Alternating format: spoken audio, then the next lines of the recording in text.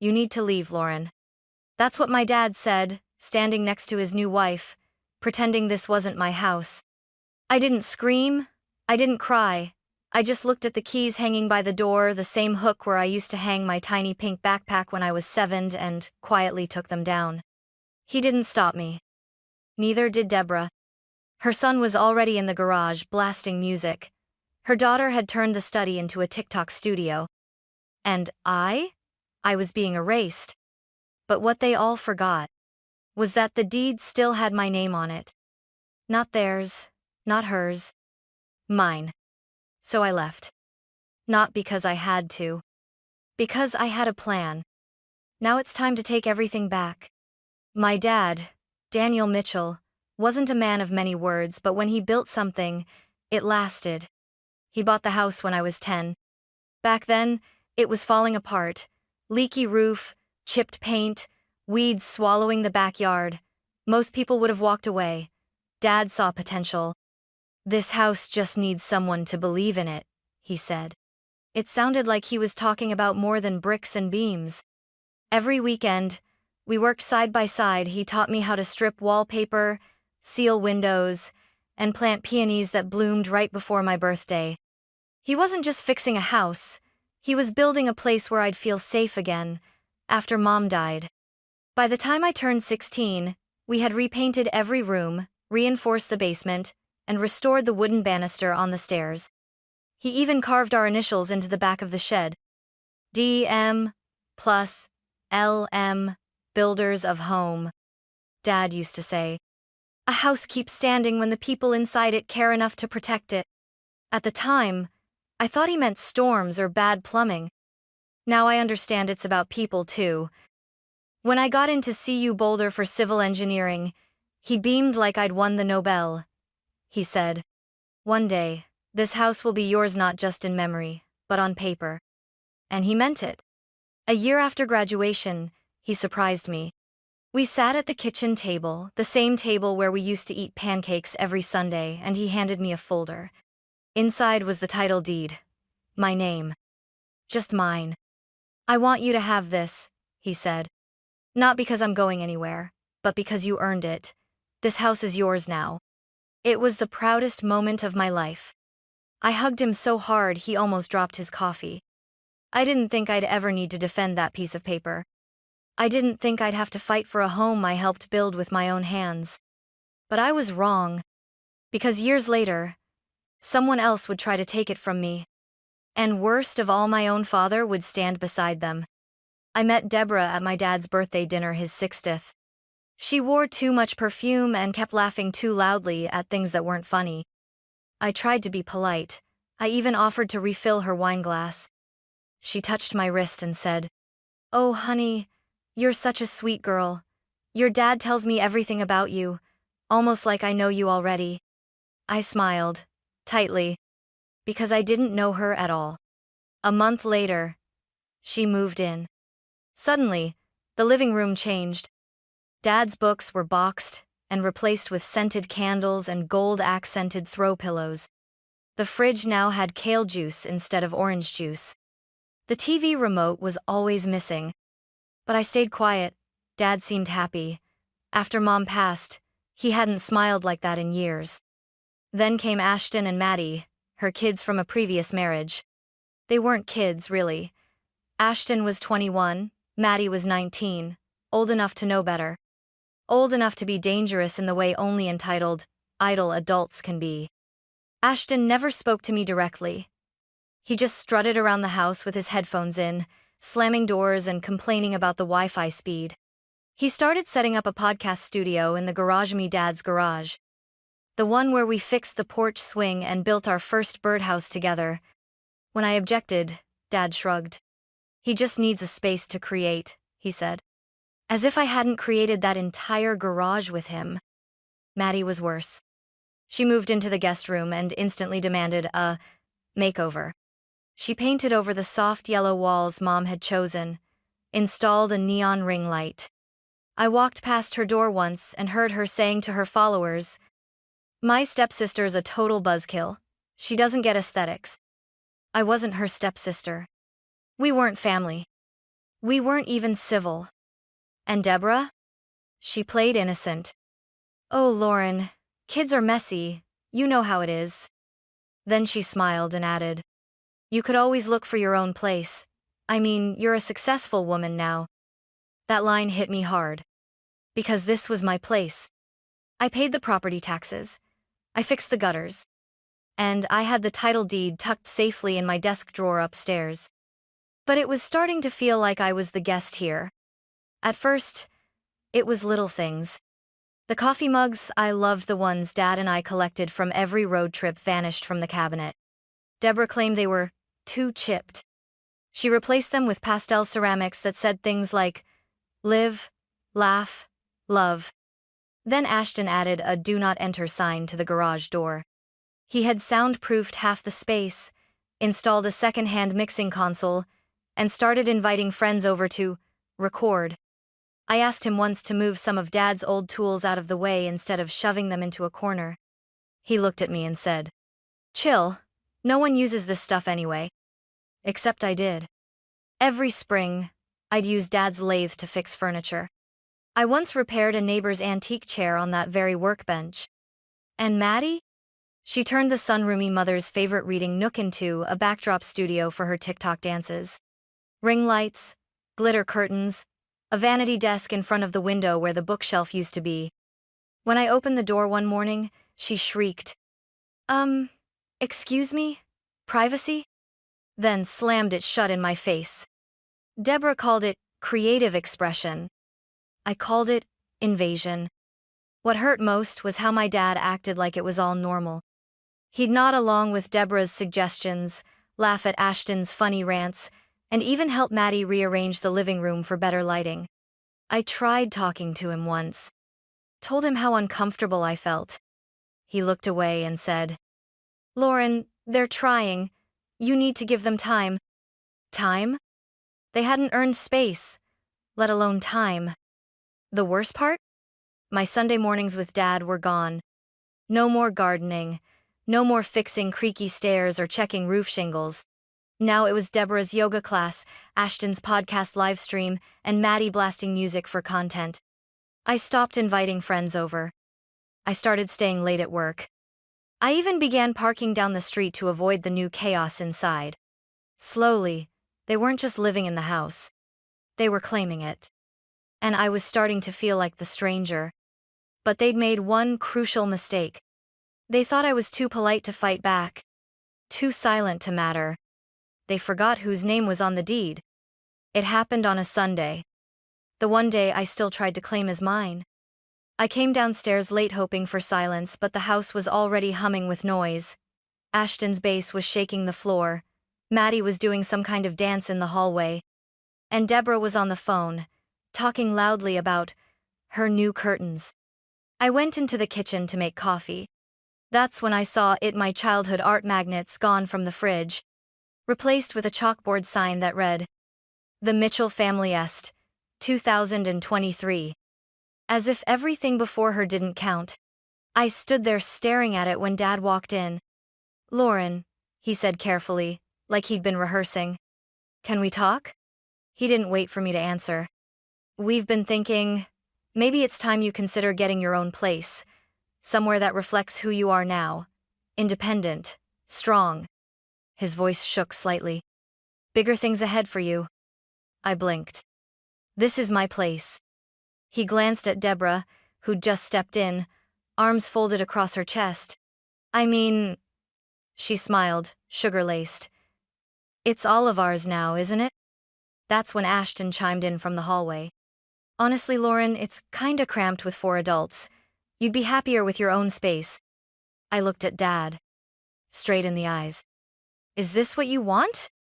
He didn't speak. Didn't defend me. Just looked down at his coffee. So I walked to the wall, unhooked the spare keys, put them in my pocket, and said, Okay. Deborah smiled. Maddie clapped. Ashton said, Wow, that was easier than I thought. But I wasn't done. Because they all forgot something. I didn't need their permission to leave. And they certainly didn't have permission to stay. I didn't slam the door when I left. Didn't scream, Didn't look back. I just drove straight to my lawyer's office. I hadn't spoken to Ms. Jean Carter since she handled the title transfer years ago. When she opened the file and saw my name, sole owner, Shay looked up and said, "Well, they've made a big mistake, haven't they?" We spent the next 2 hours building a plan. Every detail, every photo, every dollar I'd spent on property taxes documented. We pulled utility records, maintenance receipts, even emails Dad had sent confirming I owned the home. She nodded as I explained what they'd done to the garage, the sunroom, and my mother's reading chair. "Don't worry," she said. "They don't stand a chance." But I wasn't looking for revenge. I just wanted my home back. And more than that, I wanted peace. So I stayed quiet. Over the next few weeks, I still stopped by. I didn't fight, I didn't argue. I simply watched. Watched Ashton drill into Dad's workbench like it was scrap wood. Watched Maddie use the living room as her branding lab. Watched Deborah sit at the kitchen table making plans to repaint the entryway a softer white. I kept my answers short, my smile polite. Meanwhile, I recorded everything. Every violation. Every change. I even took a photo of the shed door, where our initials D, M plus LM had been sanded off. They thought I was fading. But I was preparing. By week 3, I had what I needed. A stack of documentation, legal confirmation, and a notice ready to be delivered. 2 weeks. That's all they'd have. 2 weeks to leave the house they never owned. 2 weeks to realize the storm wasn't over. It was just waiting. I served the notice on a Tuesday. Slipped it under the front door, calm and precise. It was drafted by Ms. Carter, stamped, signed, and legally binding. "You have 14 days to vacate the premises." I didn't wait around. I didn't need to. The phone rang 5 hours later. It was Deborah. She didn't even try to sound civil. "How dare you? After everything we've done for this house."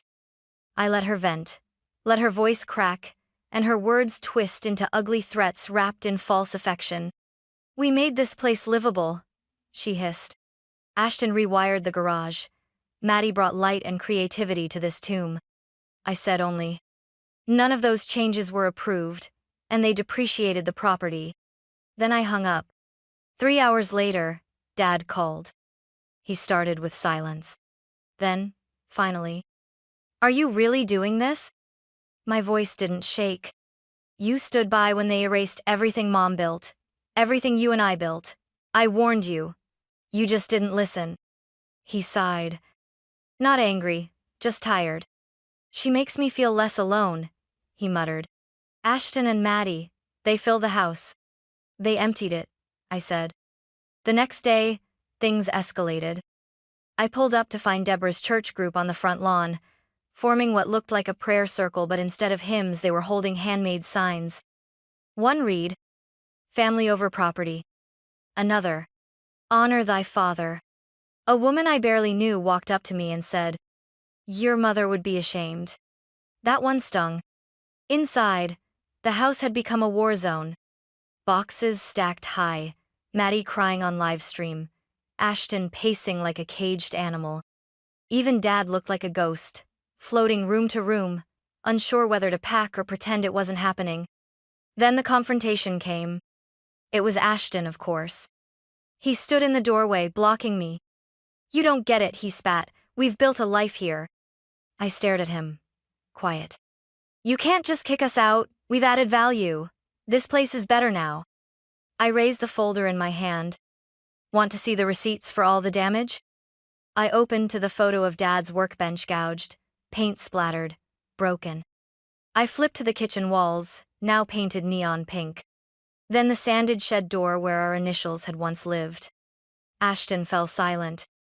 Deborah arrived next, arms folded, shaking her head like I was the child.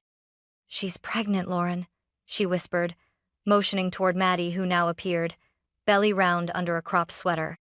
"She needs stability. Do you really want that on your conscience?" I felt Dad shift beside me, uncertain, faltering. "I've given you all months of free housing. I said slowly. No rent, no responsibility. And this is how you repay me? By erasing memories? By gutting the soul of this house? No one answered. So I said it clearly. 4 days left. I suggest you use them wisely. On the final day, I came with Miss Carter, a locksmith, and a quiet man from a local moving company. The driveway was full. Deborah stood out front with 2 bags and a scowl. Ashton glared from the porch. Maddie sobbed in the passenger seat of a loaded Jeep. Dad came out last. He didn't meet my eyes, didn't speak. But as he passed, he held something out, a folded note.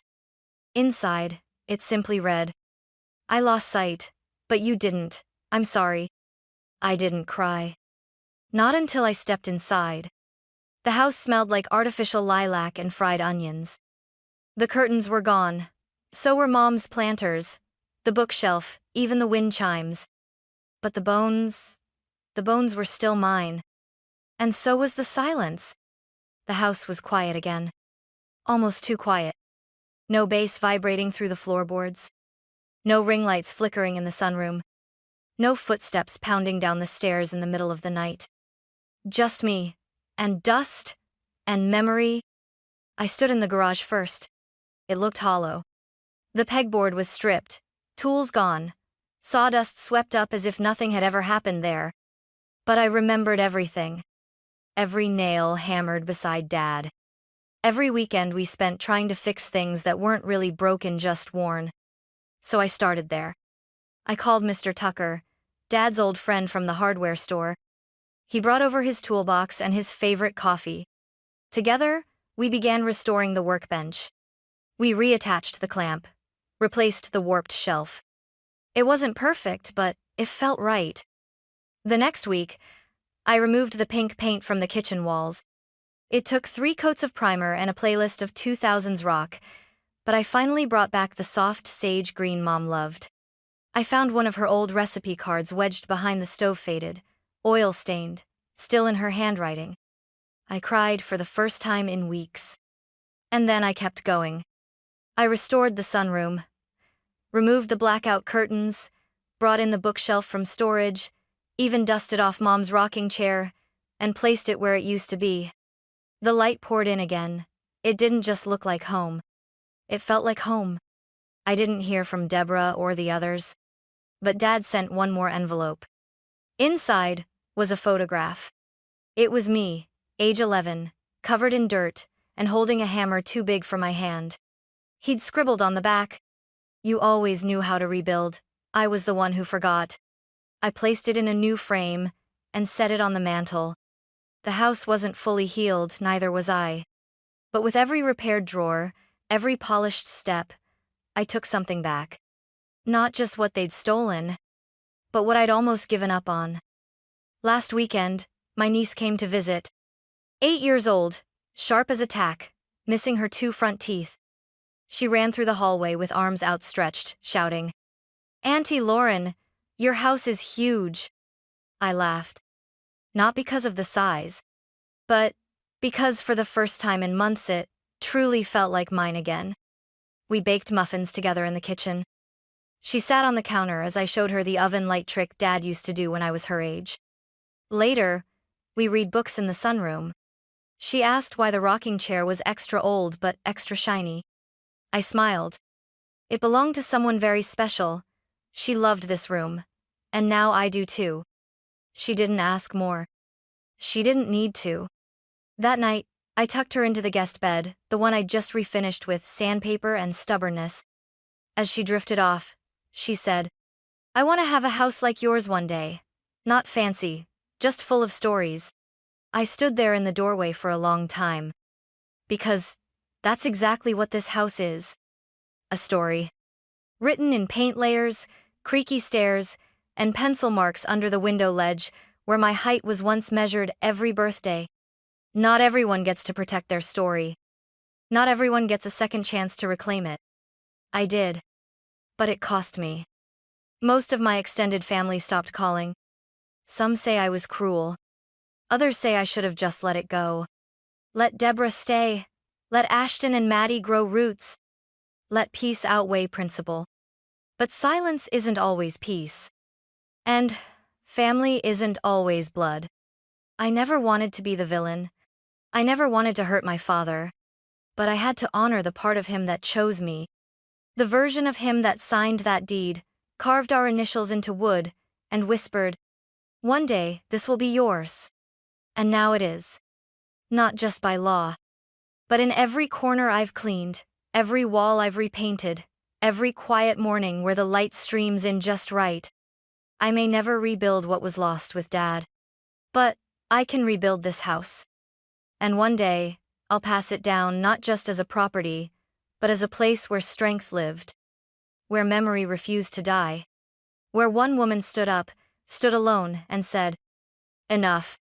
Because sometimes, being the villain in someone else's story means being the hero in your own.